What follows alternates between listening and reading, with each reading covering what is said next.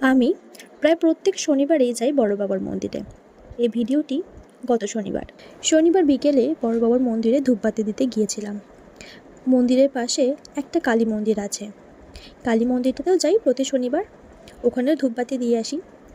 আর এই মন্দিরের ভেতরটা দেখানোর জন্যই ভিডিওটা করা। দেখো, মন্দিরের ভিতরে কিন্তু এমন শৌখিন কিছু নেই, বিশাল ফুলের বাগান বা বিশাল কারুকার্য করা কিছু, কিন্তু মন্দিরের ভিতরে মা কালীর যে মূর্তিটা আছে না, অসম্ভব শক্তিশালী, গায়ে কাঁটা দেবার মতো। মা কালীর মূর্তির সাথে মা দুর্গার মূর্তি, মা তারার মূর্তি, আর যেখানে আমার মা থাকবে সেখানে তো আবার মহাদেব থাকবেই।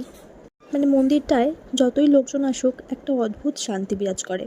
মন্দিরটার সামনেই আছে একটা শ্মশান, একদিকে আছে শ্রীরামকৃষ্ণের মন্দির, একদিকে আছে শ্রীরাম সীতার মন্দির, এবং তাদের সাথে আছে বজরংবলীর মন্দির। কিছু ফুলের গাছও আছে ওখানে, কিছু বড় বড় গাছও আছে। অদ্ভুত শান্তি,